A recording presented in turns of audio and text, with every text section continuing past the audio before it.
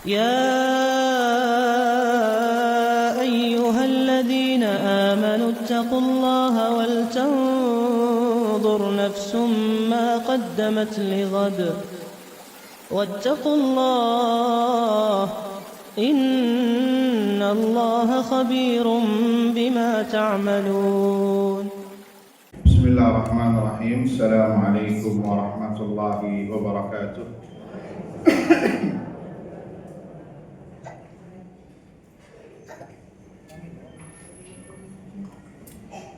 Alhamdulillahi Rabbil Alamin, wabihi nasta'inu ala umuri dunya waddin, wassalatu wassalamu ala ashrafil anbiya wal mursalin, habibina wa nabiyina Muhammadin sallallahu alaihi wasallam wa ala alihi wa sahbihi wa sallama tasliman kathira ila yaumiddin, amma ba'd. Allahumma la sahla illa ma ja'altahu sahla wa anta taj'alul huzna idza syi'ta sahla. Rabbi shrah li sadri wa yassir li amri wahlul 'uqdatam min lisani yafqahu qawli. Allahumma inna nas'aluka 'ilman nafi'a wa rizqan thayyiba wa 'amalan mutaqabbala. Allahumma 'allimna ma yanfa'una wanfa'na bima 'allamtana wa zidna 'ilman ya rabbal alamin. Allahumma ihdina wa ahlana wa qaumana ila siratikal mustaqim. Allahumma aslih lana sya'nana kullah wa la takilna ila anfusina tarfata a'yun wa la hawla wa la quwwata illa billah, amma ba'd. Ikhwani wa akhwati fid din, a'azzani Allahu wa iyyakum. Alhamdulillah, kita panjatkan puji syukur kepada Allah Subhanahu wa taala yang telah memberikan kepada kita semua limpahan nikmat dan karunia-Nya, wabil khusus nikmatul iman wa nikmatul Islam, nikmat kesehatan dan kesempatan, sehingga dengan izin Allah Subhanahu wa taala kita bisa berkumpul di salah satu rumahnya dalam rangka bertafaqquh fiddin, mempelajari ilmu agama Allah Subhanahu wa taala, yang mana ini bagian dari kewajiban yang Allah wajibkan kepada hamba-hambanya, sebagaimana yang disebutkan oleh Nabi sallallahu alaihi wasallam, talabul ilmi faridatun ala kulli muslim. Menuntut ilmu agama adalah kewajiban bagi setiap muslim, masuk di dalamnya juga muslimah. Semoga ini adalah sebagai pertanda Allah menginginkan kebaikan untuk kita semua di dunia dan di akhirat. Allahumma amin. Sebagaimana Nabi sallallahu alaihi wasallam bersabda, "Man yuridillahu bihi khairan yufaqihu fiddin." Barang siapa yang dikehendaki baik oleh Allah, maka Allah akan fahamkan urusan agamanya. Berarti kalau dibalik ini mengerikan, ibu-ibu. Tadi hadisnya gimana? Barang siapa yang dikehendaki baik oleh Allah, Allah akan fahamkan agamanya sehingga dia mau belajar. Berarti kalau dibalik ini mengerikan. Coba dibalik gimana? Barang siapa yang dikehendaki keburukan, maka tidak difahamkan urusan agamanya, sehingga nggak mau belajar, nggak ada niat untuk belajar agama, sibuk umur waktunya untuk dunia, siang jadi malam, malam jadi siang, sampai dibawa tidur, tidak ada 1% pun dari waktunya untuk diluangkan menuntut ilmu agama. Ini ciri orang yang sengsara, yang disebutkan dan tersirat atau makna yang terkandung di dalam hadis Nabi sallallahu alaihi wasallam yang tadi telah kita sebutkan. Na'udzubillah. Makanya kita katakan mudah-mudahan ini adalah pertanda Allah menginginkan kebaikan untuk kita semua di dunia dan di akhirat. Katakan amin. Allahumma amin. Salawat serta salam kita haturkan kepada Nabi kita Muhammad sallallahu alaihi wasallam, kepada keluarganya, kepada para sahabatnya, dan yang setia meniti di atas sunnahnya hingga hari kiamat kelak. Allahumma amin. Akhwati wal ummahat, kaum muslimat yang semoga dirahmati Allah Subhanahu wa taala. Tema yang akan kita angkat pada pagi menjelang siang ini adalah mukaffiratudz dzunubi, ya, 10 sebab dihapuskannya dosa. 10 sebab yang bisa melenyapkan dosa-dosa seorang hamba. Ini judul sangat penting sekali, urgent, dan semua pembahasan agama tidak ada yang tidak penting, semuanya penting. Dan bab ini kenapa kita angkat? Ya memang kita ini pendosa, iya penting. Nah, semua adalah pendosa. Hatta sesoleh apapun seseorang, dosa apa tidak? Pernah berbuat dosa apa tidak? Pernah. Kita bukan nabi, kita bukan malaikat, ya, yang maksum terjaga dari kesalahan. Ya, kita pasti melakukan dosa. Sesoleh apapun seseorang, setakwa apapun seseorang, ya ini suatu saat adalah dia akan terjerumus dalam perbuatan dosa.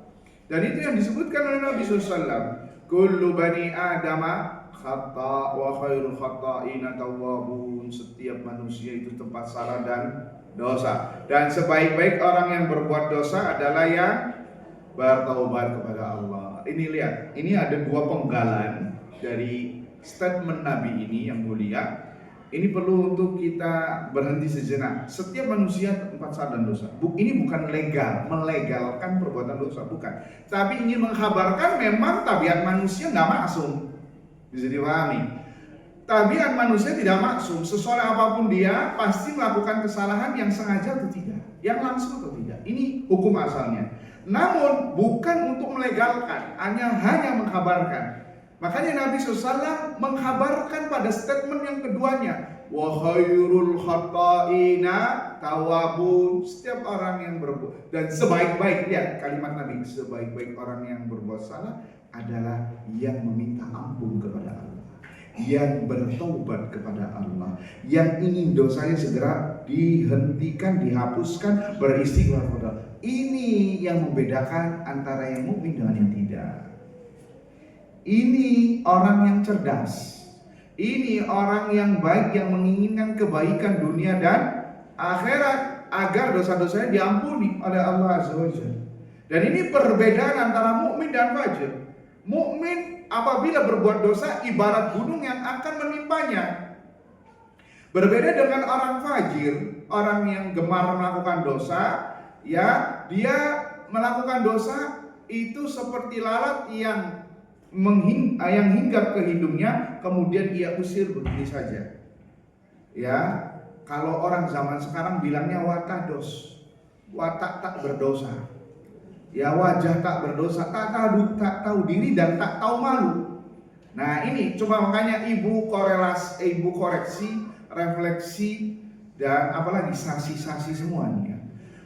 Bahwasanya kalau ibu berbuat dosa, kemudian hati ibu merasa bersalah, maka pujilah Allah Azza wa Jalla. Karena imannya berteriak, imannya menjerit. Kenapa? Gak betah seorang mukmin untuk berbuat dosa. Berbeda sama fajir, ibaratnya sudah menjadi adat dan kebiasaan, sehingga gak malu. Ya, gak malu untuk melakukan perbuatan dosa di muka umum. Kenapa? Memang menurut dia ini sesuatu yang biasa. Kenapa? Hatinya merasa nyaman karena tidak ada iman, atau imannya kata netizen setipis tisu. Waliyahumillah. Sehingga dari sini ya wajib bagi kita semua untuk menjadi statement Nabi yang kedua, yaitu wa khairul khata'ina tawwabun. Setiap sebaik-baik orang yang berbuat dosa adalah yang bertaubat kepada Allah Azza wa Jalla. Dan dosa itu memiliki efek, Ibu. Dan efeknya semuanya negatif. Ya, semuanya negatif, tidak ada yang positif. Ya, tidak ada yang positif. Banyak kalau kita sebutkan ini banyak sekali. Di antaranya perkaranya sulit, nggak mudah. Kemudian sebab masalahnya rezeki, kata Syekh Abdul Razak, sebab kemiskinan. Ya, dari mana diambilnya? Dari surat Thalaq ayat 2 atau ayat 3. Wa man yattaqillaha yaj'al lahu makhraja wa yarzuqhu min haitsu la yahtasib. Barang siapa yang bertakwa, Allah akan mudahkan urusannya dan akan diberi rezeki dari jalan yang tidak disangka-sangka. Berarti kata para ulama, dibaliknya mengerikan. Barang siapa yang tidak bertakwa, maka urusannya sulit dan rezekinya masret, tidak datang sekonyong-konyong. Yang seharusnya dapat 1 juta itu nggak lelah, ini harus banting tulang dulu. siang untuk malam, malam untuk siang untuk dapat 1 juta, mending 1.100.000. Kenapa? Mungkin diantaranya karena efek dosa. Jadi yang seharusnya mudah, enggak. Harusnya ini ada peluang bisnis. Sekarang saya ketemuan sama orang, dapat berapa ratus juta, cuman enggak jadi. Kenapa? Tiba-tiba tercancel. Efek dari dosa. Wa innal abda la yuhramu minar rizqi bi dzambin yusibuhu. Ada sebuah perkataan mengatakan sesungguhnya seorang hamba diharamkan dari rizki disebabkan dosa yang ia lakukan. Ngeri atau tidak berarti? Sangat mengerikan. Makanya benar kata Nabi, wa khairul khata'ina, sebaik-baik orang yang berbuat dosa itu yang segera bertobat. Kenapa? Khawatir nanti efeknya terus ada. Dan banyak efeknya, hati jadi keras, sulit beribadah, gak nyaman ibadahnya, pengennya buru-buru, pengennya cepet-cepet, ketika sholat, pengennya cepet salam, ketika imamnya baca alif lam mim langsung gusar hatinya, ketika di pengajian tidur mengheningkan cipta. Ya, awas nih, bukan bukan nyindir ya Bu ya, tapi nggak apa-apa supaya kita paham semua. Ya, kalau di rumah nggak bisa, bisanya di sini tidurnya. Kenapa? Raudhah min riyadhil jannah katanya. Taman dari taman surga. Ya, taman dari taman surga bukan tidur juga ya. Bukan. Artinya ketenangan hati. Iya, Ustaz, ketenangan hati sampai matanya juga ikut tenang. Wah, ini bahaya. Fani bidina zanillah wa iyakum. Jadi memang dosa ini memiliki efek, makanya seorang mukmin harus berupaya sebisa mungkin agar bisa dosanya hilang, dan begitu juga efek-efeknya. Disebutkan oleh para ulama ada 10 sebab dosa-dosa bisa dihapuskan. Beberapa diantaranya itu di dunia, sisanya di akhirat.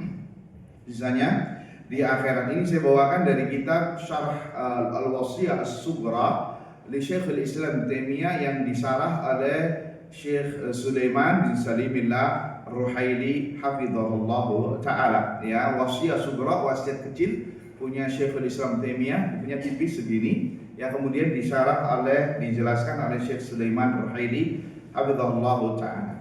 Baik, sebab yang pertama yang akan menggugurkan dosa adalah at-taubah, bertaubat kepada Allah. Dan ini yang rating paling tinggi.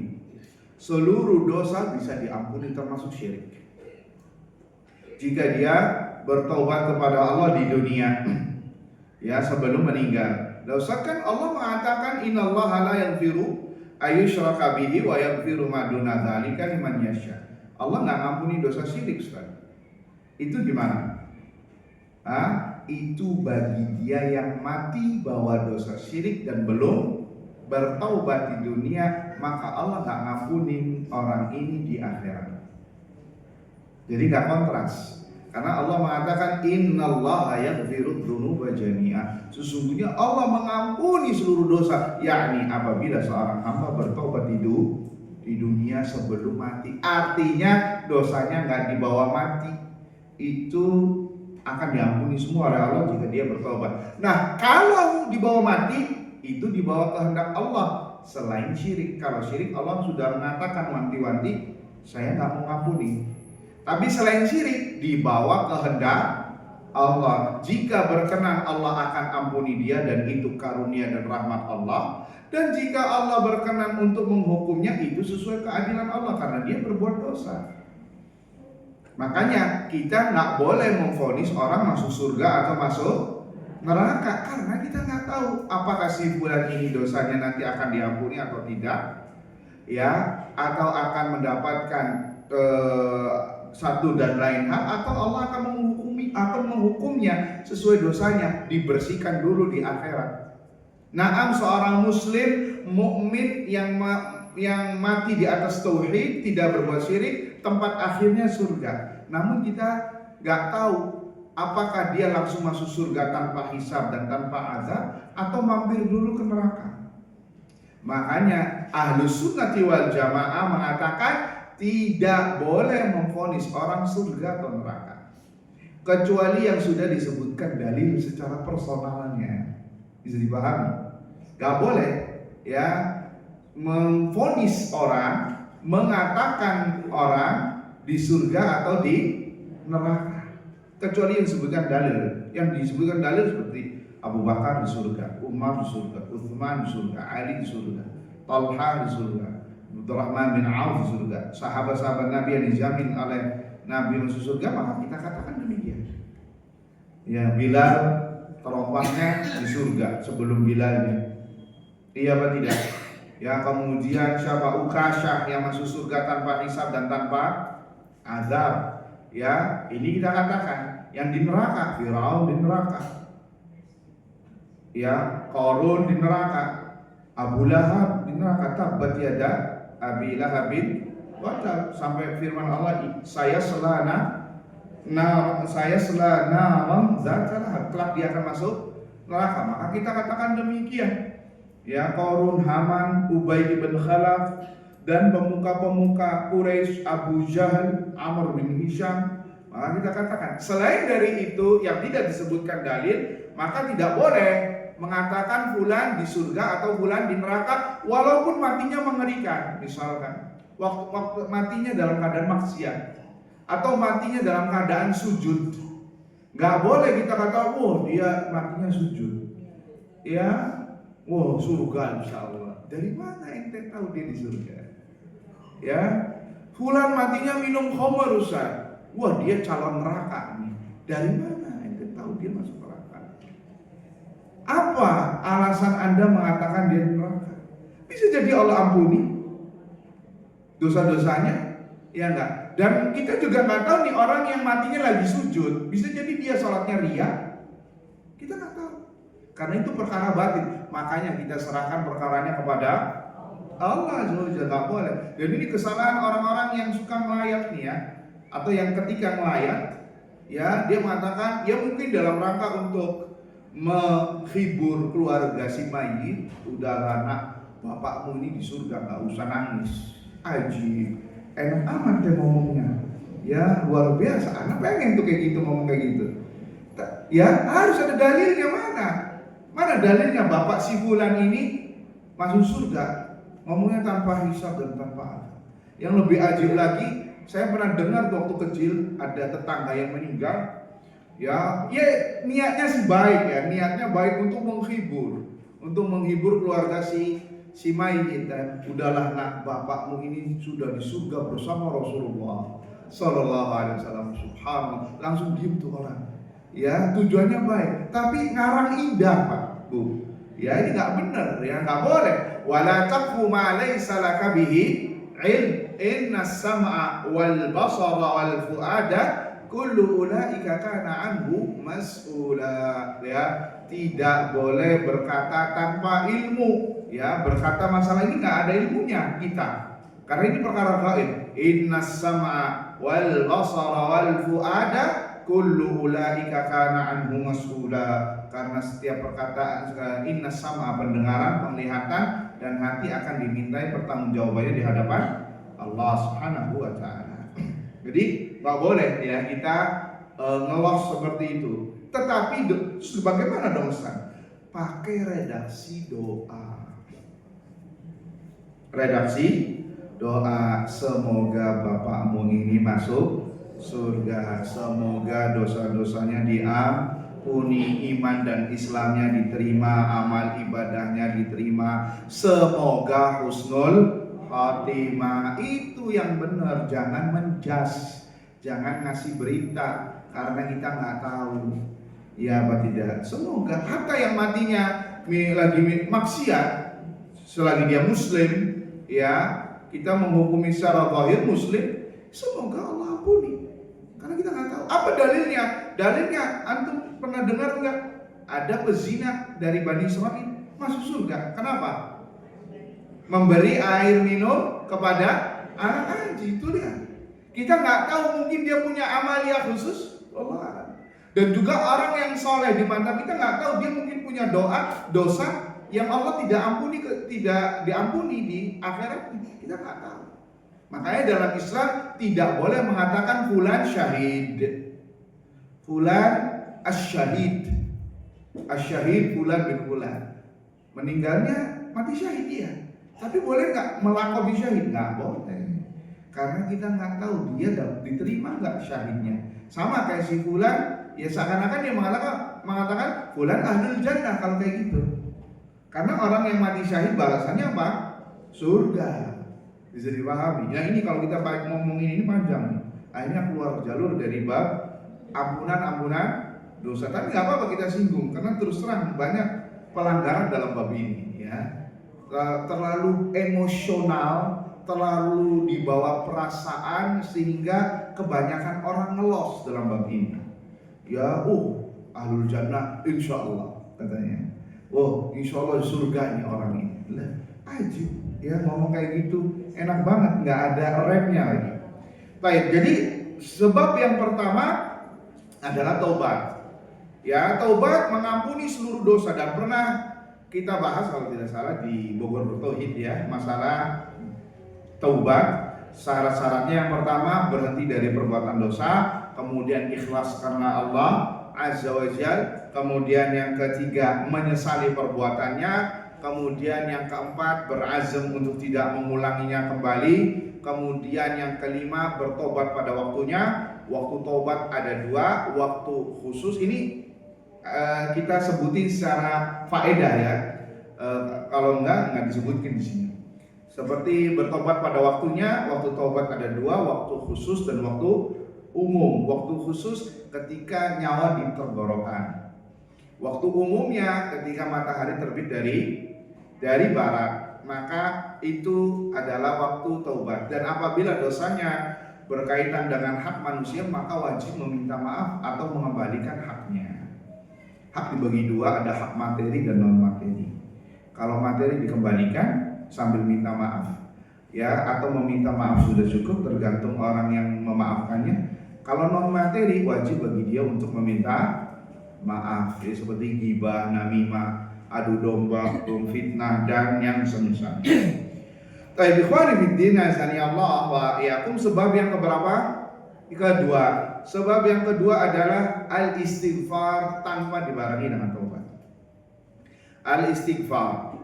Jadi beda ibu, taubat sama istighfar. Kalau taubat dengan syarat-syarat tadi, kalau istighfar perkataan seorang hamba mengatakan astaghfirullah al-azim wa atubu ilaihi atau yang semisalnya, ya, ini istighfar. Ini dibedakan oleh para ulama.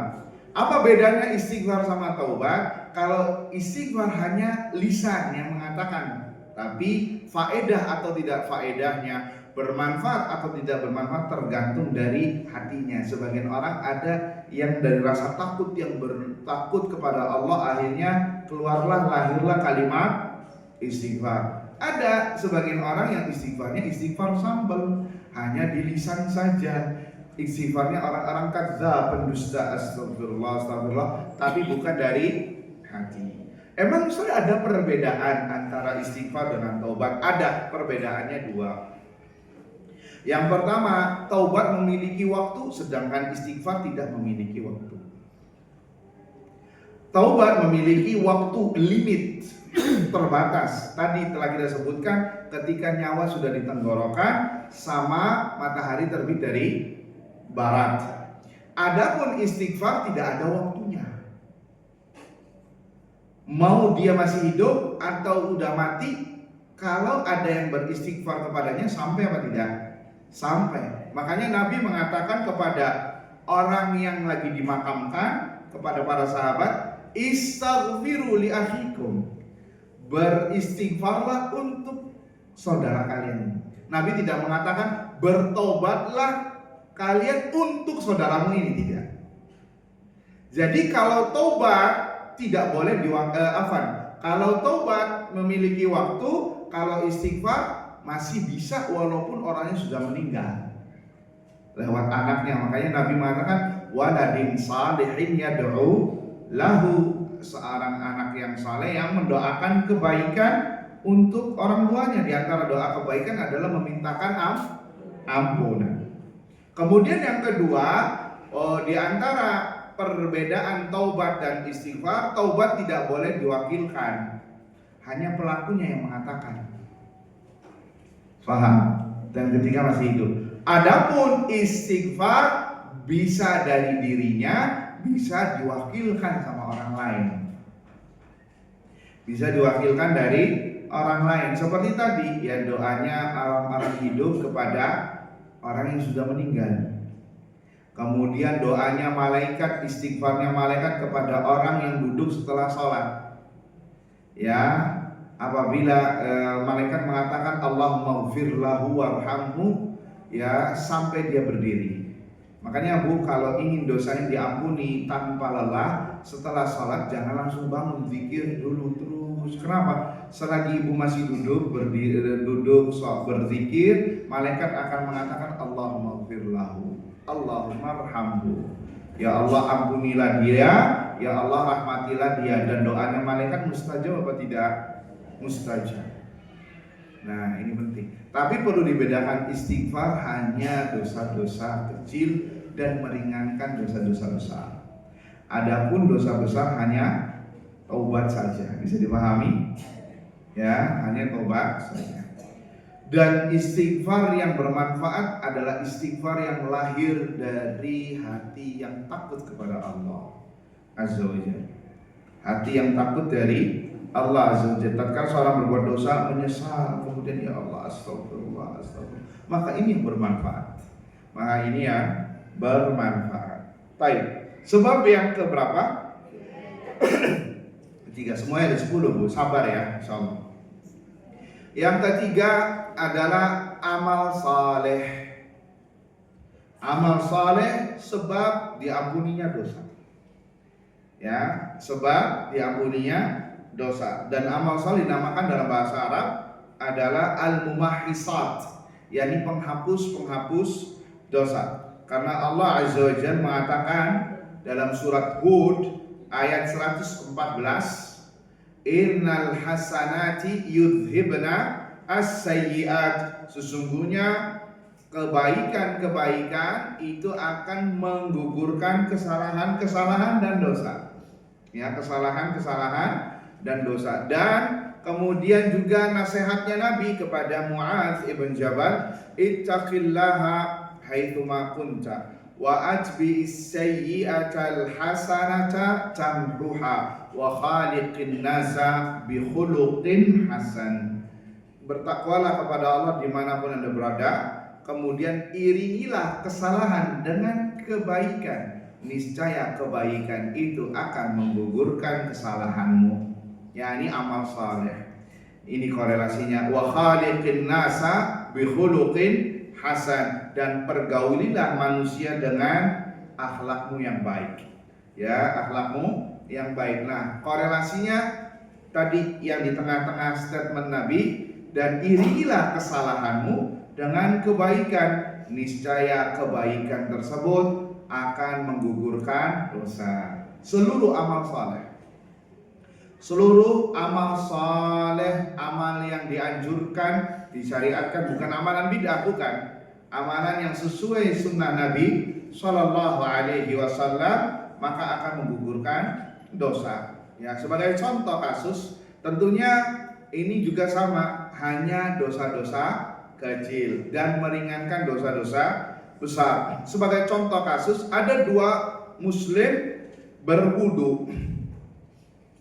Ada 2 muslim berwudu. Yang satu memiliki dosa. Ada 3 deh, kita sebutkan 3. Ada 3 muslim berwudu. Yang satu A memiliki dosa besar, yang kedua memiliki dosa kecil, yang ketiga tidak memiliki dosa karena sudah bertaubat misalkan.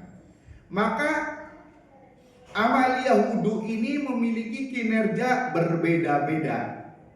Nah, ini penting nih Bu, ya, memiliki kinerja berbeda-beda. A yang memiliki dosa besar dan belum bertobat, maka wudu tersebut akan meringankan beban dosa besar. Paham? Meringankan dosa besar. Dosanya belum diampuni, tapi setidaknya diringankan karena dia berwudu. Kemudian yang kedua hanya memiliki dosa kecil, maka dosa kecilnya akan dihapuskan dengan dia berwudu. Yang ketiga apa tadi? Yang ketiga tidak memiliki dosa, sudah bertobat, maka wudu tadi akan meninggikan derajatnya di hadapan Allah Azza wa Jalla. Ini contoh simpel amal saleh wudu, dan begitu seluruh amal saleh. Salat, puasa, birrul walidain, umrah, haji, ya, hadir majelis ilmu, menuntut ilmu, memberi makan orang yang membutuhkan, fakir miskin, sedekah, seluruh amalia itu akan kinerjanya demikian. Bisa dipahami? Baik. Sebab yang keberapa? Keempat, ya, sebelum keenam, adalah musibah yang dialami seorang hamba di dunia. Musibah seorang hamba di dunia. Karena musibah apabila menimpa seorang mukmin, ya, kemudian dia berikhtisab, berharap pahala dari Allah dan bersabar, maka musibah tersebut akan menggugurkan dosanya. Ya, akan menggugurkan dosanya. Karena Nabi SAW bersabda, "Ma yazalul bala'u bil mu'min wal mu'minah fi nafsihi wa waladihi wa malih hatta yalqallaha wa ma alaihi khatiyah."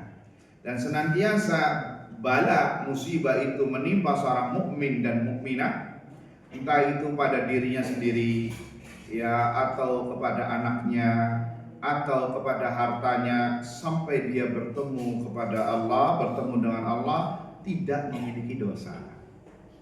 Ya, tidak memiliki dosa. Karena apa? Karena dia bersabar mendapatkan musibah di dunia, maka mendapatkan pahala yang besar di sisi Allah Azza wa Jalla, ya, kemudian derajatnya diangkat oleh Allah Azza wa Jalla.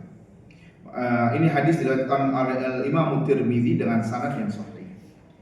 Bahkan sebut ada riwayat yang mengatakan seorang hamba ini tatkala di akhirat mendapatkan pahala yang besar di sisi Allah Azza wa Jalla disebabkan karena musibah yang ia dapatkan di dunia, maka yang tadinya di dunia nggak suka sama musibah, yang namanya musibah ada yang suka apa enggak? Nggak ada. Makanya makna musibah itu apa? Segala hal yang tidak disukai manusia, maka itu musibah. Segala hal yang tidak disukai oleh manusia, maka itu musibah. Antum kesandung, suka apa enggak? Enggak, musibah. Ketemu orang yang menyebalkan, ya, yang anti, nggak suka, musibah tidak? Musibah. Ya, ketemu di pengajian, lah itu orangnya kok ada di situ. Di satu sisi ibadah, tapi di satu sisi Anda berhadapan dengan musibah. Paham? Jadi segala hal yang anti ketemu sama yang tidak disukai, maka itu adalah musibah. Itu dobitnya, itu definisi musibah. Ya. Nah, ketika antum menghadapi dengan sabar apapun yang tidak disukai, ya, dompetnya sudah kurus, di pertengahan bulan nunggu gajian masih lama, ya, anti bersabar. Yang biasanya sudah check out, ya, di e-commerce atau biasa di minimarket sudah gudangnya terpenuhi, tetapi ini harus banyak berpuasa, Ustaz, yaitu musibah.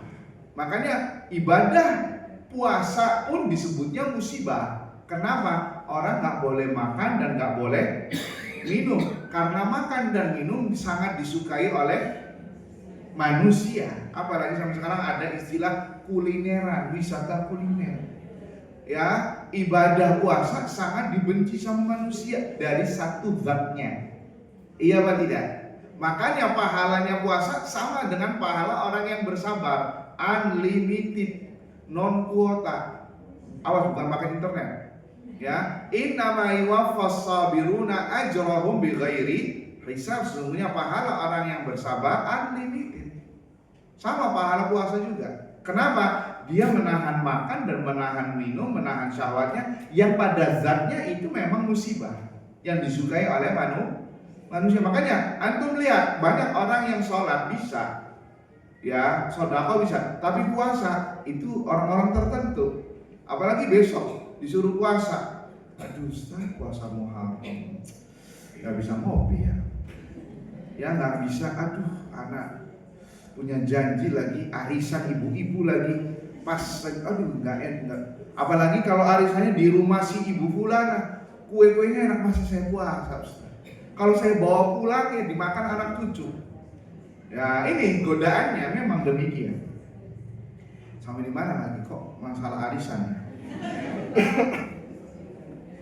Ya, jadi musibah memang sesuatu yang tidak disukai. Makanya seorang hamba tatkala mendapatkan pahala yang berlipat-lipat, derajat yang tinggi, akhirnya sampai ngomong kepada Rabbnya, ya Allah, dulu sekiranya aku dapat musibah yang gede di dunia, kenapa nggak dikasih? Tuh lihat, yang tadinya nggak suka musibah di dunia, dan ini sifat umumnya manusia nggak suka. Tapi ketika mendapatkan pahala yang besar di akhirat, berharap untuk kembali lagi ke dunia dapat musibah yang besar. Sampai disebutkan, ya Allah, kenapa dulu di dunia saya nggak digergaji kepalanya? Ya, biar dapat pahala yang besar di sana. Kenapa? Karena karunia Allah yang sangat luas ternyata luar biasa. Ya itu kan di akhirat. Nah di dunia boleh nggak boleh? Minta musibah nggak boleh. Ya haram. Walaupun pahalanya besar, barang siapa yang salah satu kecintaannya dibutakan, yaitu mata, kemudian dia bersabar dapat surga. Lihat orang yang matanya buta atau salah satunya, kemudian dia bersabar dapat surga. Boleh nggak ngomong, ya Allah, saya mau deh matanya dibutain? Ya majnun orang ini, gila, nggak boleh. Ya tidak diperbolehkan. Atau kalau barang siapa yang anaknya meninggal, dia bersabar nanti akan memberikan siapa? Boleh nggak minta anaknya diwafatkan? Wah ya ini gila lagi. Ya nggak boleh. Makanya di antara perkataan ulama, ini fikihnya ulama ya, nggak boleh minta sabar tanpa ada musibah. Ya Allah, berilah saya kesabaran. Boleh apa tidak? Tidak boleh. Sabar dalam arti ketika mendapatkan musibah, bukan sabar dalam arti umum. Sabar di atas ketaatan, sabar meninggalkan maksiat. Tapi sabar dalam menghadapi musibah, antum ngomong sama berdoa kepada Allah, ya Allah, berilah saya kesabaran. Berarti sama aja Anda sedang meminta kepada Allah musibah. Karena tatkala musibah yang wajib bagi seorang muslim apa? Bersabar. Ya, makanya jangan dia ngasih anak sabar, sobirin, teguh, tegar. Berarti sama aja Anda mendoakan agar anak Anda dapat kena musibah terus. Kan nama adalah doa katanya. Iya apa tidak? Nama adalah identitas. Anaknya siapa? Sobirin. Dilihat, kere mulu. Wah ini, kenapa? Namanya, ini bermasalah. Ustaz, bukannya Allah mencintai orang-orang sabar? Iya cinta, tapi lihat makna sabar. Sabar itu digandengkan ketika ada musibah. Berarti seakan-akan anak Anda doakan dapat musibah dan dia bersabar, nanti dapat pahala. Ya ini diantara fikihnya ulama. Makanya kasih nama yang baik-baik. Dan berapa kali Nabi merubah nama yang tidak baik menjadi baik. Bisa dipahami? Ya, baik. Ikhwan fillah azani Allah wa iyyakum. Sebab yang keberapa? Kelima. Alhamdulillah ya, bersama kita ya. Bu, saya izin minum dulu ya.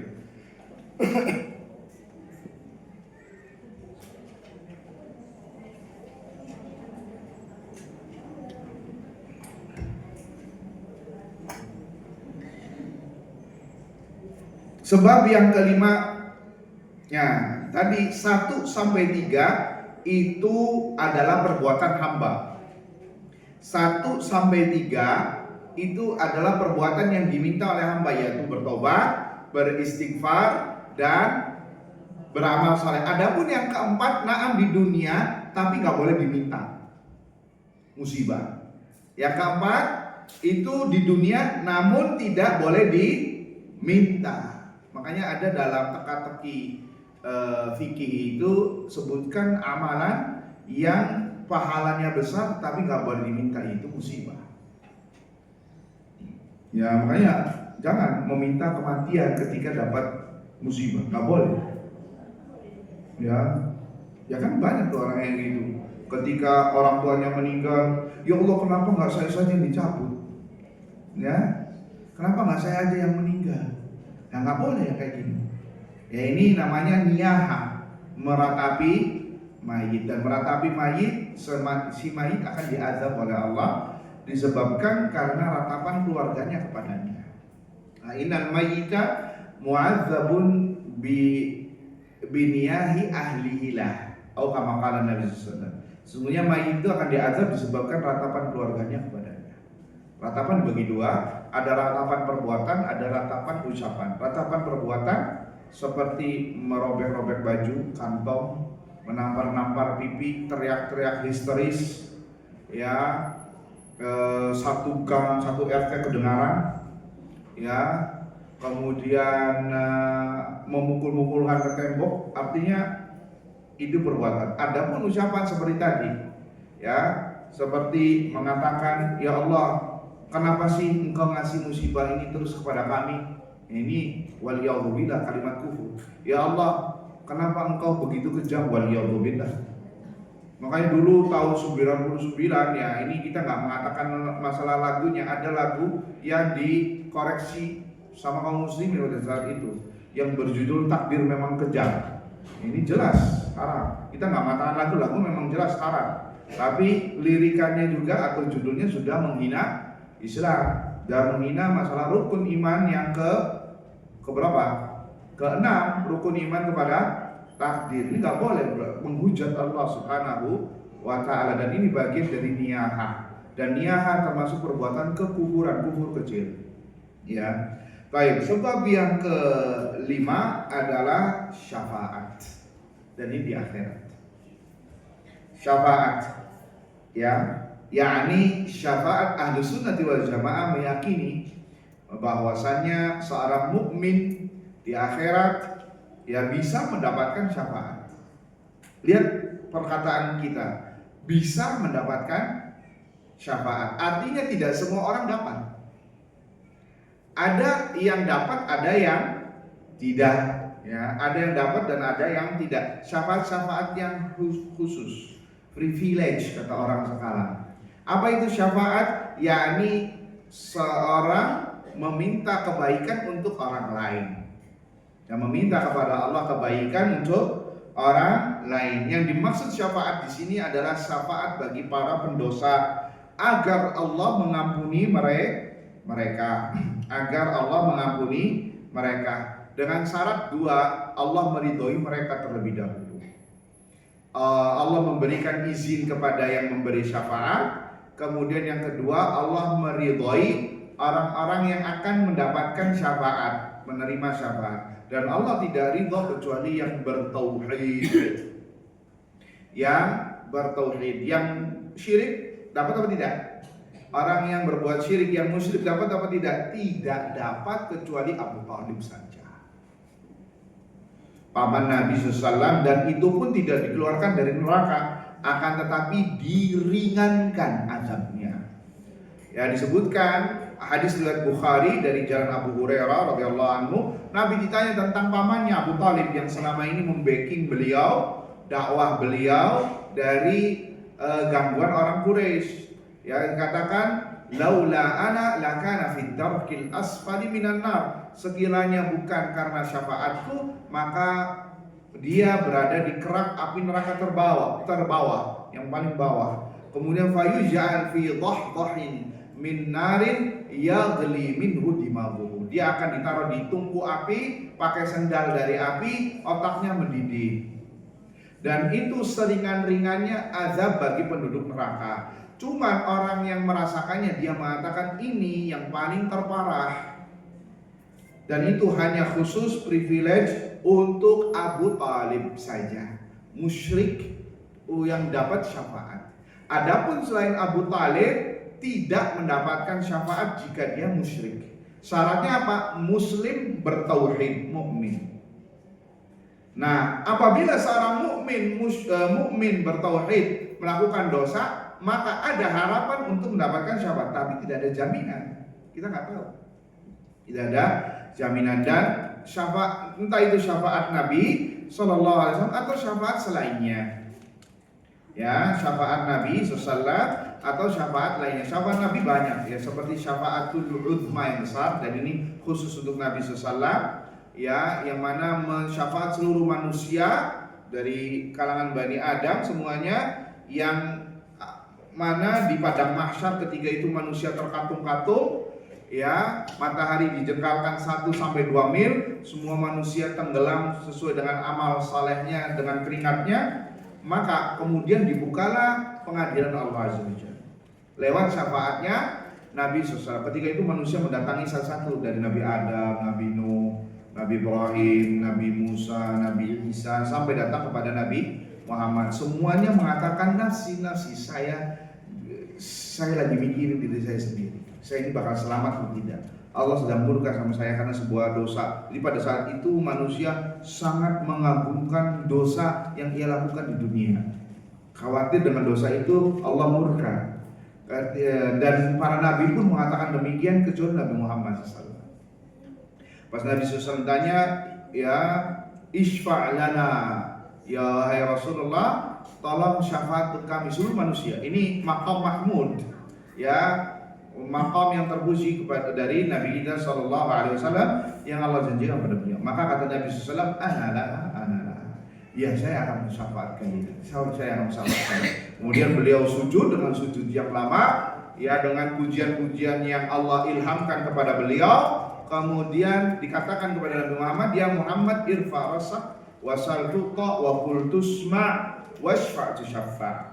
Wahai Muhammad, angkat kepalamu, ya, angkat kepalamu, minta pasti akan diberi, ya, kemudian katakan pasti akan didengar, dan mintalah syafaat pasti akan diberi syafaat. Sehingga dibukalah syafaat, pengadilan Allah dibuka, yang masuk surga segera masuk surga, yang masuk neraka segera masuk neraka. Jadi nggak terkatung-katung manusia. Ini namanya syafaatul uzma. Syafaat yang terbesar hanya dimiliki oleh Nabi kita Muhammad Sallallahu Alaihi Wasallam. Ya, adapun syafaat Nabi yang khusus seperti Nabi membuka pintu surga, itu Nabi Sallallahu Alaihi Wasallam. Kemudian meninggikan derajat di surga, itu juga dari dapat diantaranya syafaat Nabi Sallallahu Alaihi Wasallam.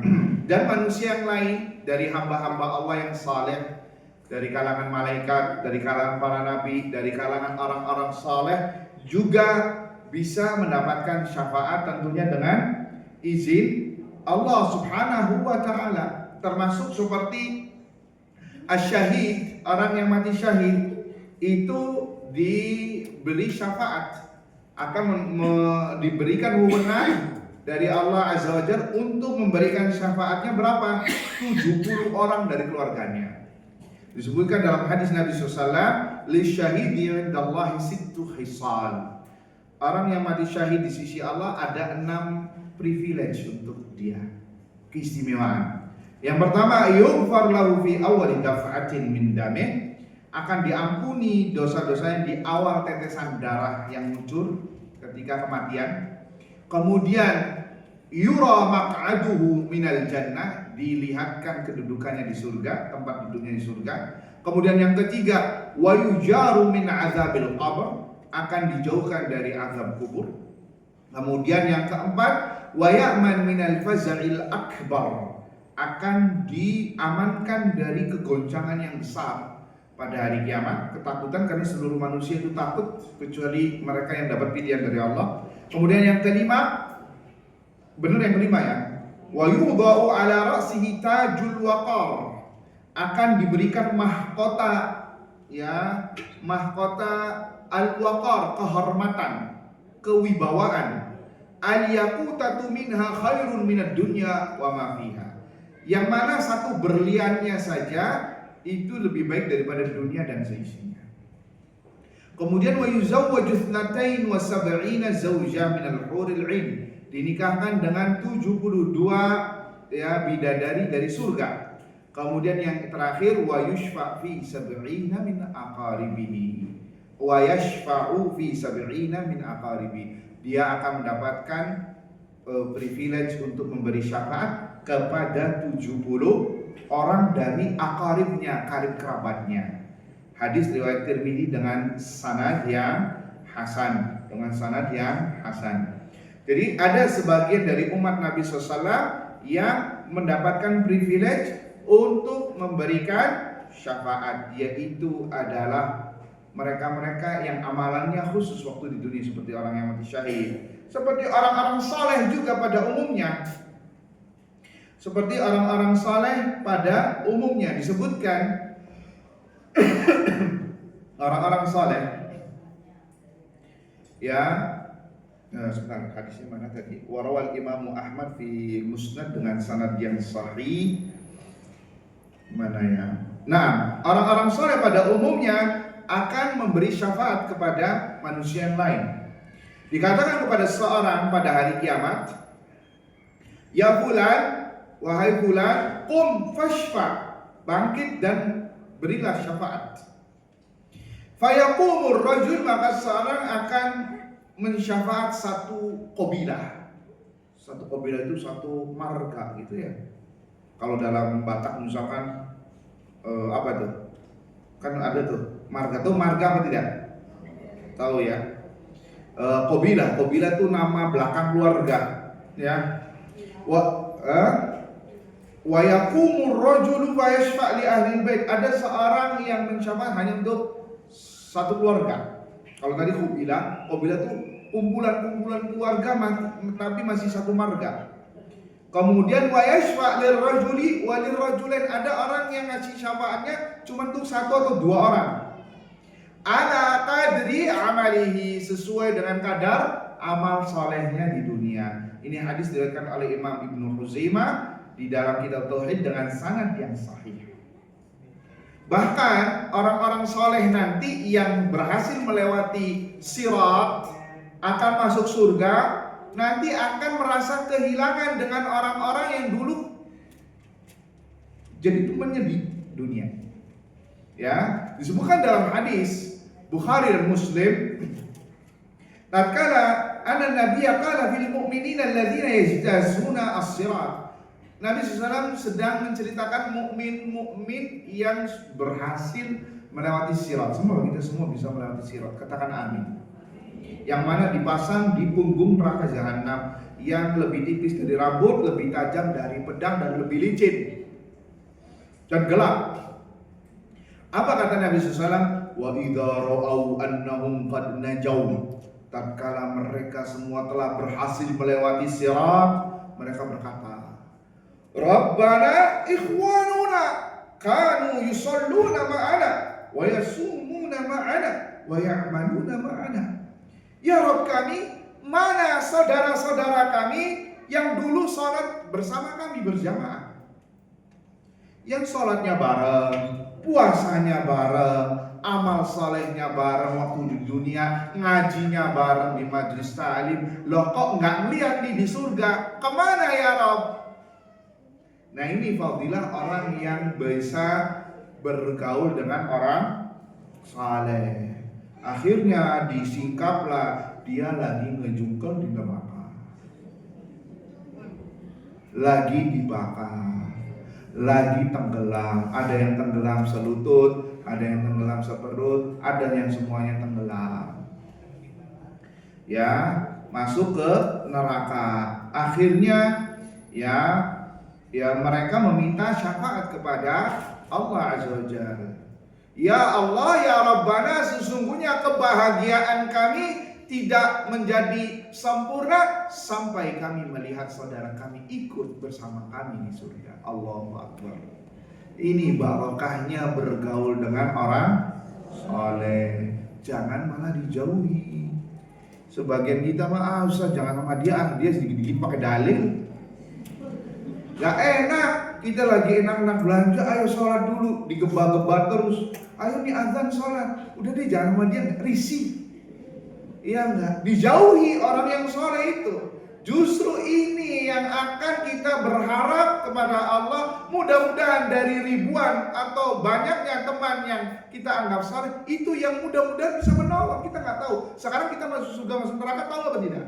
Nggak tahu.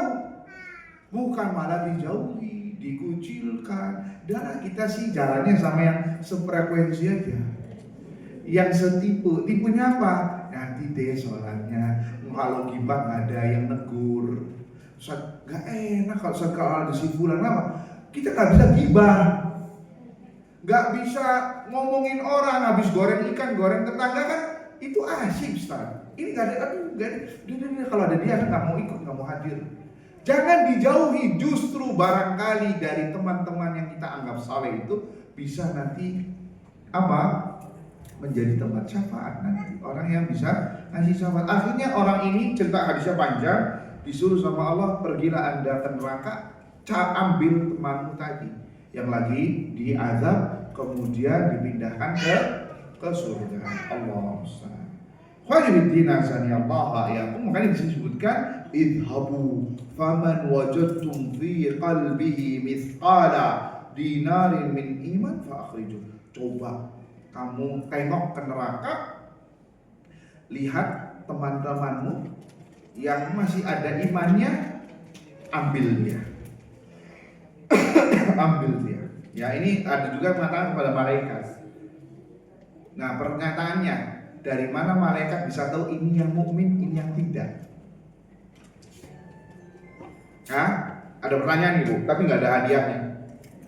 Dari mana malaikat bisa tahu? Kalau hadisnya mengatakan kepada malaikat, karena ada banyak redaksi. Nah, Allah mengatakan kepada malaikat atau Allah mengatakan kepada orang yang meminta tadi. Kalau yang minta tadi pasti tahu ini keluarganya atau koleganya atau karib kerabatnya atau temannya. Tapi kalau malaikat, dari mana tahu ini mukmin yang harus diambil, dikeluarkan dari neraka, sedangkan lagi dibakar. Dan di situ ada orang kafir. Jawabannya adalah dari kening mereka. Kening asar sujud itu tidak dibakar oleh neraka. Itu tidak dibakar oleh neraka, sehingga terlihat ini masih punya iman.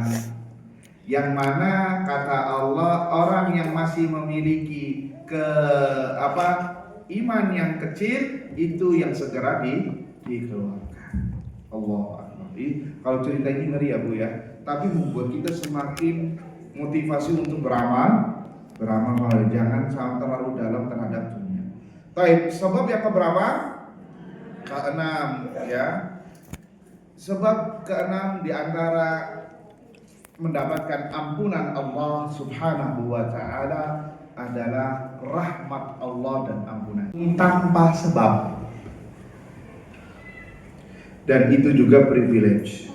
Bentuk rahmat Allah yang luas. Allah mengampuni dosa-dosa tanpa harus masuk neraka dulu, tanpa syafaat. Setelah syafaat sudah selesai, pintunya sudah ditutup, orang-orang ngasih syafaat, ada orang-orang yang dijerembab masuk neraka, ada orang yang pengen dimasuk neraka, giliran rahmat Allah dan ampunannya, walaupun tanpa sebab. Selain itu bukan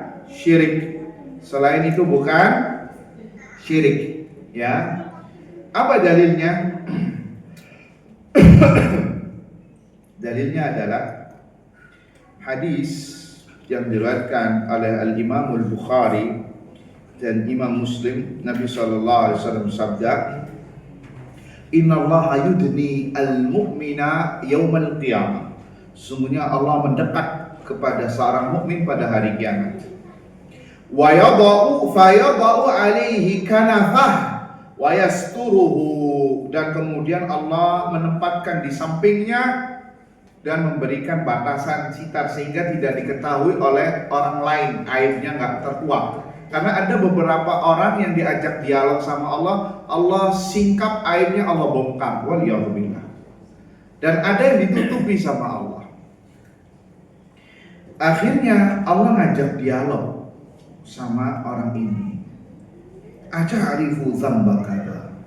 Ya fulan, apakah engkau pernah mengenali dosa ini, yakni pernah kau lakukannya? Fayaqulu na'am rabbi, iya ya rabbi.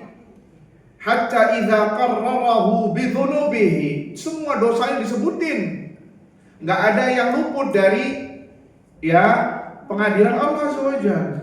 Sampai semua dosa yang besar, yang kecil, semuanya diperlihatkan, disinggung sama Allah. Sampai-sampai orang ini mengatakan apa? Wah, saya kayaknya binasa ini. Wah, saya kayaknya masuk neraka ini, udah deg-degan. Depannya neraka, kanan kiri neraka. Ya, dia waktu digituin gimana? Coba.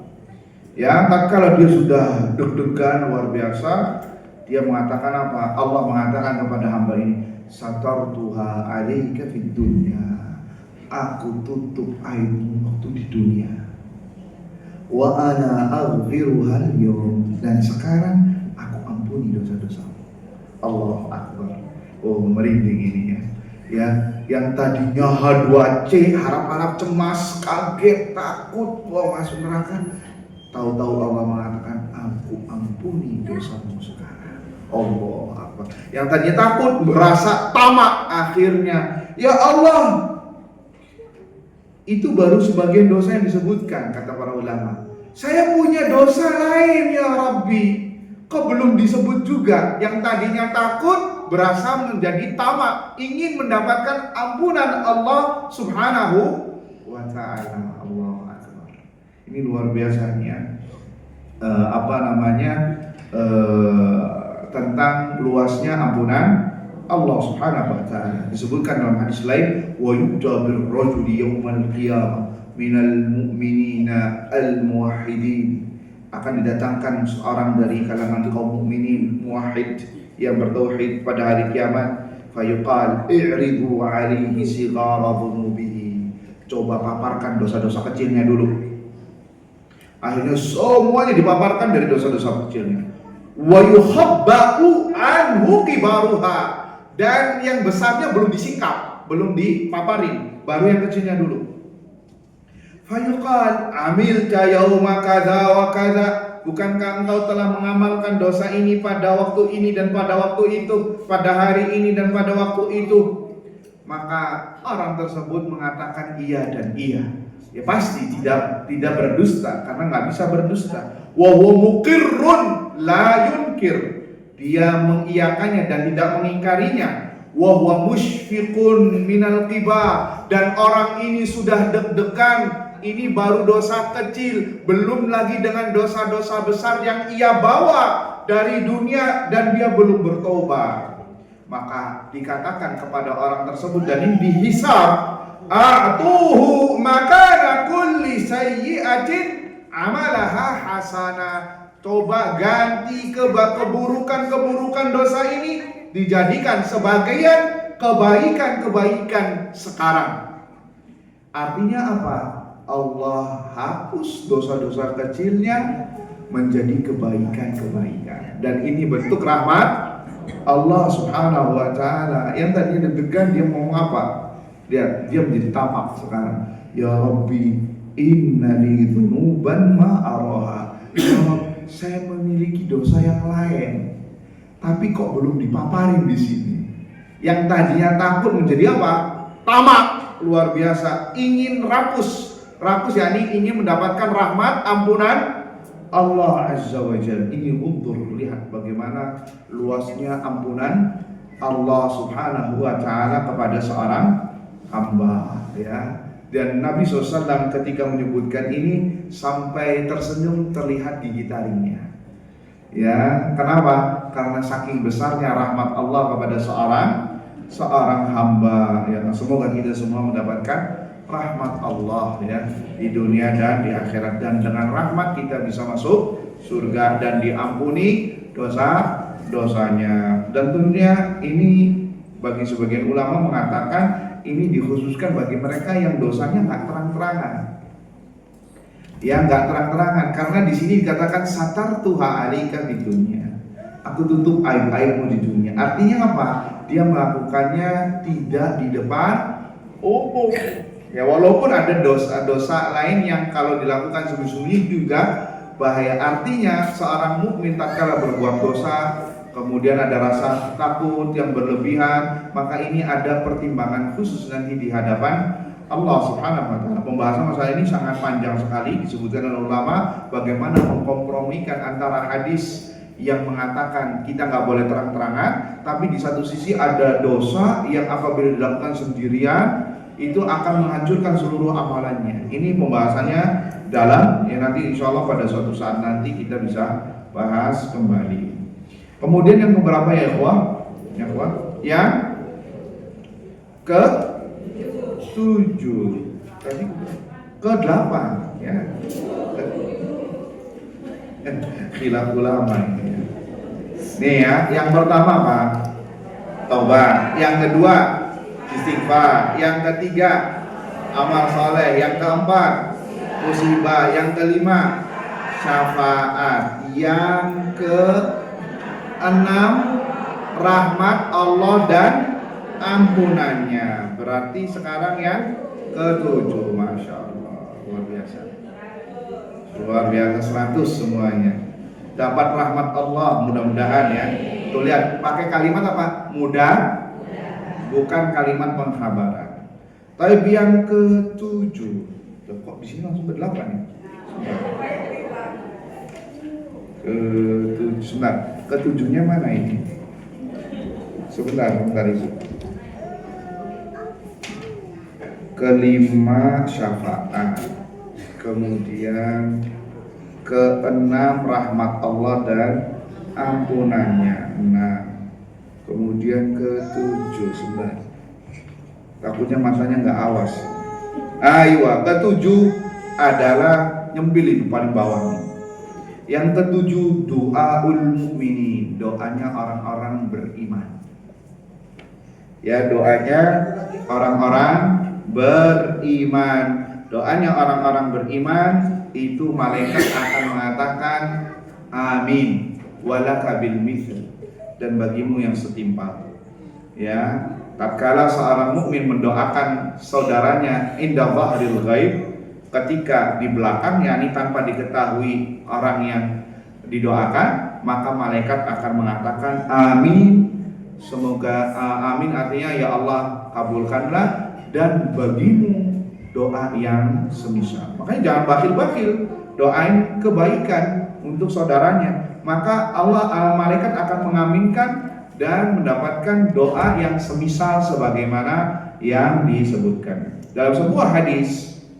Ini hadisnya diriwayatkan Tabrani ya, Tabrani, man istaghfara lil mu'minina wal mu'minat kataballahu lahu bi kulli mu'min wa mu'minatin hasanah. Barang siapa yang memintakan ampun kepada kaum mukminin dan mukminat, maka Allah akan tuliskan untuknya setiap mukmin dan mukminah kebaikan.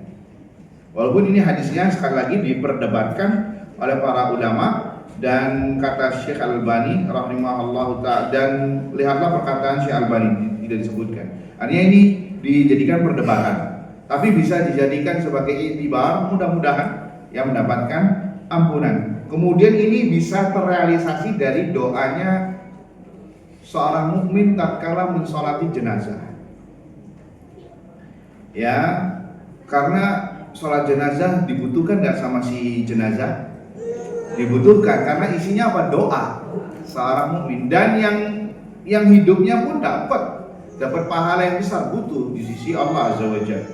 Nabi SAW mengatakan, ma min mayyitin yusalli alaihi ummatun minal muslimin yablughuna mi'atan kulluhum yushaffa'un aw yashfa'un illa syufi'u fihi. Tidaklah seorang mayit, tidaklah mayit disalatkan oleh kaum muslimin yang mana yang mensalatkannya 100 orang semuanya meminta syafaat, yakni berdoa, kecuali akan dijabah. Dan apa isi doa jenazah tersebut? Allahumma ighfir lahu warhamhu wa'afihi wa'fu anhu wa akrim nuzulahu wa wassi' mudkhalahu wa usilhu bil ma'i wath thalji wal barad kama naqaita adh-dhunuba wal khataaya. Allahumma abdil lahu daran khairan min darihi wa zawjan khairan min zawjihi wa ahlan khairan min ahlihi wa usilhu bil wa ja'al qabrahu wa adkhilhul jannata wa nawwir lahu fi qabri. Intinya, ya Allah ampunilah dia, ya Allah rahmati dia, ya Allah bersihkanlah dosa-dosanya sebagaimana air bisa membersihkan kotoran-kotoran. Kemudian ya Allah gantilah keluarganya dengan yang lebih baik. Kemudian Allahumma abdillahu daran khairan, dari rumahnya jadi lebih baik, keluarganya jadi lebih baik. Ya, kemudian ya Allah jauhkanlah dia dari neraka, masukkanlah ke dalam surga. Ya Allah jauhkan dari azab kubur. Ya Allah berikanlah kepadanya cahaya di alam kubur. Ini sangat dibutuhkan nggak sama si mayit? Sangat. Lihat kata Nabi, kalau ada 100, dalam riwayat lain di sini 40, maka Allah akan mengijabah. Dengan syarat yang mensolatkannya adalah orang yang bertauhid, yang tidak berbuat syirik. Maka sungguh termasuk kesalahan bagi orang yang meninggal dari keluarganya, udah deh gak usah disolatin, langsung saja dimakamkan misalkan. Ya ini salah, jenazah sangat butuh sekali. Tuh lihat ya. Coba ibu refleksikan, ibu kalau meninggal kira-kira ada sampai 100 orang nggak yang bakal menyolatkannya? Coba dilihat dari mana, dan itu tergantung kinerja kita di dunia. Kalau kita banyak menebar kebaikan, nanti orang akan simpati tatkala meninggal. Iya enggak? Ya, karena apa? Kita sangat butuh terhadap sholat. Kita semua nantinya bakal butuh dengan si jenazah, sangat butuh dengan sholat jenazah. Begitu juga yang hidupnya butuh dapat qirat 1 gunung Uhud. Ya, dalam riwayat lain seperti 2 gunung Uhud, yakni mengiring jenazah dan menyolatkannya. Ini luar biasa. Khairuddin azani Allah wa iyyakum. Sebab yang keberapa? 8. Masyaallah. Sebab yang ke-8 adalah ma yu'malu lil mayyit min a'mal albir. Apa-apa yang diamalkan untuk mayit dari kebaikan, yakni amalan hadiah yang dihadiahkan atas nama mayit, maka ini sekali lagi bisa menggugurkan dosa atau mengirimkan pahala atau mendapatkan derajat yang besar di sisi Allah Subhanahu wa ta'ala. Tentunya amalannya seperti apa Ustaz? Amalannya yang sudah disepakati oleh ulama tentang dibolehkannya atau disepakati ini bisa sampai kepada si mayit. Yang disebutkan oleh dalil ada beberapa amalan saja. Ada sekitar 4. Seperti sedekah, seperti haji, seperti umrah, dan puasa. Dan puasa yang dimaksud di sini puasa yang wajib yang si mayit punya hutang, maka soma'an waliyuhu, kata Nabi SAW. Maka yang mempuasakannya adalah walinya. Man mata wa alaihi syiyam soma'an waliyuhu. Barang siapa yang meninggal dan punya hutang puasa, maka hendaknya walinya mempuasakan untuknya. Dan ini diharapkan bisa menggugurkan dosa. Bisa menggugurkan dosa. Adapun selain 4 amalan ini 4 amalan ini yang disepakati ulama. Paham apa tidak? Yang disepakati oleh ulama adalah 4: sedekah, haji, umrah, dan puasa. Adapun selain dari 4 ini diperselisihkan oleh para ulama. Sebagian mengatakan tidak sampai, sebagian sampai. Namun wallahu ta'ala a'lam warrajihu, yang rajih adalah yang disebutkan oleh Syekh Sulaiman, seharusnya kita hanya berpatokan sesuai dengan yang dalil saja. Adapun kalau ingin menghadiahkan adalah dengan cara doa. Dengan cara apa? Dengan cara doa. Karena doa juga bagian dari Amalan yang bisa sampai mendoakan, doa mukmin. Ya, contohnya misalkan antum baca surat Al-Baqarah, ingin sampai juga kepada si mayit. Kata Syekh, harusnya pakai tawassul amal saleh. Contohnya gimana? Ya Allah, saya bertawassul kepadamu dengan saya membaca surat Al-Baqarah ini, mudah-mudahan si mayit, si fulan diampuni dosanya. Ini contoh tawassul dengan amal saleh. Karena tawassul dengan amal saleh dianjurkan. Tawassul dengan amal saleh dianjurkan. Ya Allah, di sini disebutkan, Allahumma inni as'aluka bisalati hadhihi an taghfira li abi. Ya Allah, saya memohon kepadamu dengan salatku ini agar bapakku diampuni dan dirahmati. Allahumma inni as'aluka bi qiraati surat al-Baqarah an taghfira li abi wa an tarhamahu.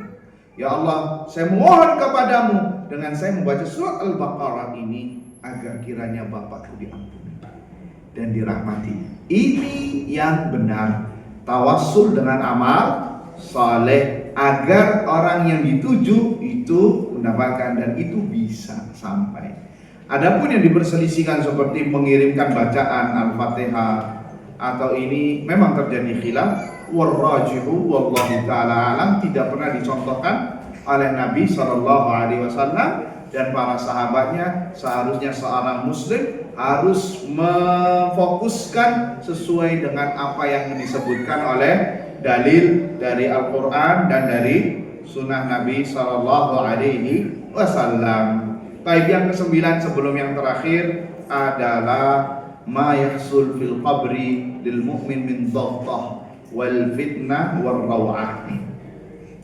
Yang kesembilan di antara sebab diampuni dosa adalah tatkala di alam barzakh, dari himpitan fitnah kubur dan ketakutan, maka bagi seorang mukmin itu akan menjadi ampunan dosa.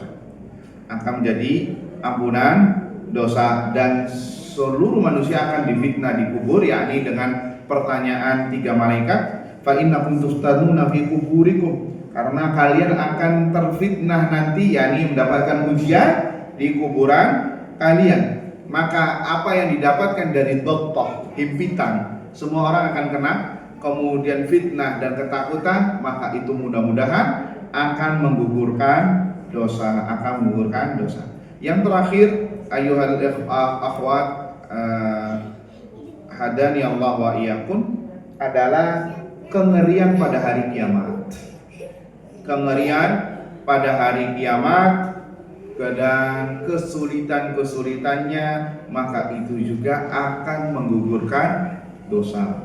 Seperti matahari yang akan didekatkan 1 mil, 2 mil, sehingga manusia ada yang tenggelam dengan keringatnya, kemudian lapar, haus, dahaga, ya, dengan waktu yang lama. Wallahu a'lam berapa tahun, itu ilmunya ada di sisi Allah Subhanahu wa ta'ala. Manusia telanjang, tidak berbusana, ya, kemudian tidak berkhitan, tidak menggunakan sendal, maka ya itu bagian kengerian. Sampai-sampai Aisyah radhiyallahu taala anha bertanya, ya Rasulullah, kok manusia satu sama lain tidak berbusana, apakah nanti bakal melihat? Maka kata Nabi SAW, ya Aisyah, al-amru asyaddu min dzalik. Wahai Aisyah, perkaranya jauh lebih ngeri daripada itu, karena di depan dia ada surga dan neraka. Waliyahudillah. Maka ayyuhal ikhwah, inilah 10 sebab diampuninya dosa-dosa hamba. Mudah-mudahan kita semua termasuk orang-orang yang apabila berbuat dosa segera bertaubat kepada Allah Subhanahu wa ta'ala. Allahumma amin, amin ya rabbal alamin. Mungkin ini saja. Ada pertanyaan atau tidak? Ada pertanyaan.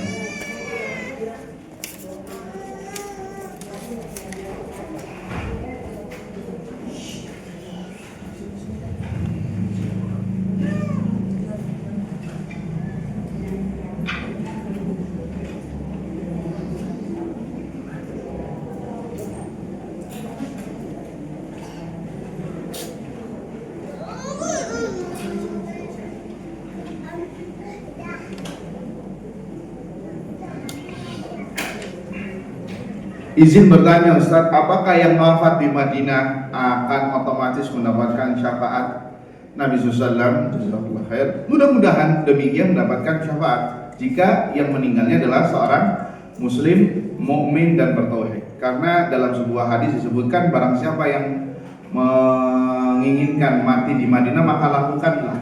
Karena orang yang mati di Madinah itu mendapatkan privilege, ya, keistimewaan berupa syafaat Nabi Shallallahu Alaihi Wasallam. Tentunya dengan syarat dianya meninggal dalam keadaan bertauhid kepada Allah dan tidak menyekutukan Allah, bukan yang kafir. Karena ada yang meninggal di Madinah kaum munafikin di zaman Nabi SAW.